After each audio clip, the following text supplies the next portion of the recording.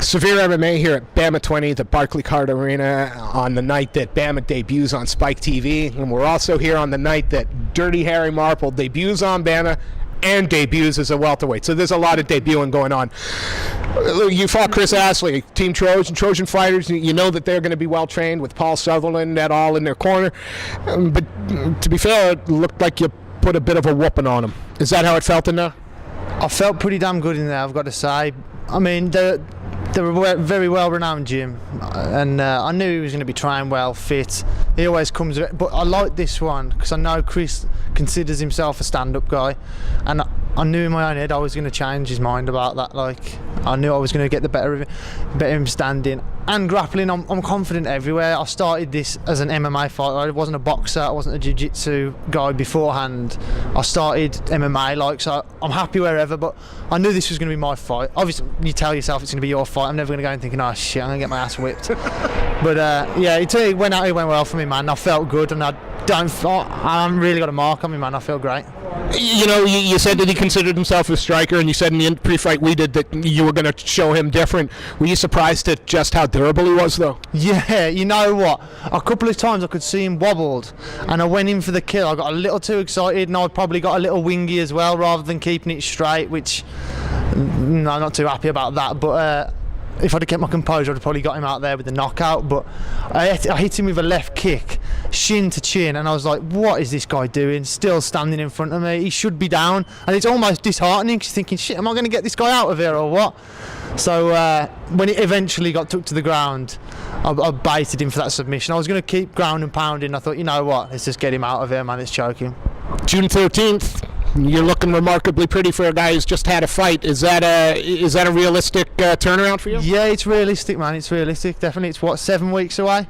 Yeah, I've got enough time for a week of beer drinking. So that's the main thing. I'll get some of that done tonight, and then I'm sure Jude will be talking to Paul, and we'll arrange. I think it sounds like a good plan to get here on the 13th. It tells me that you enjoyed the BAMMA experience. You know, what's it like competing for this promotion? And again, you know, there's every chance with the main card going on TV with some extra time that you've got to finish and quick. Yeah, you could be on Spike TV. How cool would that be? That is cool. I'm hoping, fingers crossed, they get me on the box, man. That'd be good. It's on record at my mum's house, so come on, get me on there, boys. But my favourite reporter isn't allowed to do an interview inside the arena. That kind of sucks. What are you saying, Steve? I gotta say, I'm playing Switzerland on this and sitting on the fence because I'd like to come back in. But nah. It's been a great experience. It's the biggest show I've fought on. It's the arena experience. Usually you're going into smaller shows, it's stuffy in there. You know what I mean? You go into arena, it's cool air. It's a big show. You know what I mean? I've really enjoyed it, and I hope they have me back on the 13th. I gotta say, thank you so much for your time. But before I let you go, one more question, because you told me in the interview that you're going to stay welterweight. You're going to stay welterweight until maybe. Yeah. Is the weight cut just an additional stress right now?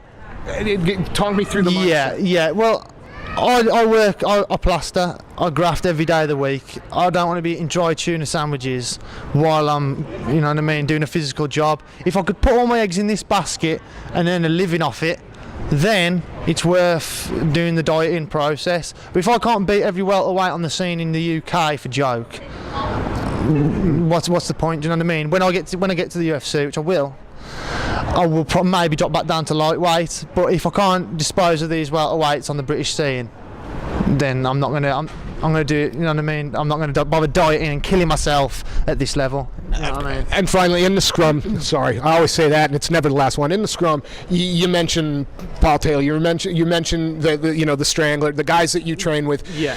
How important were they to what you've accomplished tonight and what you hope to accomplish? They were massive help. Paul's been to the top of the game. He knows the crack in and out. My training partners, all of them are great, but me, Brett Reeve, Matt Stewart, we work together brilliantly. We come up with new things. Do you know what I mean? I was saying in the other interview, other interview, the one. Yeah, he's got me. Yeah, but that was just the start of a long chain of things that was going to go wrong for Chris tonight. But he got caught with the first one. So my training partners, Matt and Brett, seriously, thanks guys. Thanks Paul. I couldn't do it without him. Like, simple. Harry, it's always a pleasure catching up with you. Thanks so much for giving us a few minutes. Always a pleasure, mate. Always a pleasure. We look forward to seeing you June 13th, BAMMA 21, Barclaycard Arena, NIA, Dirty Harry Marple, the future. The future. Thank you.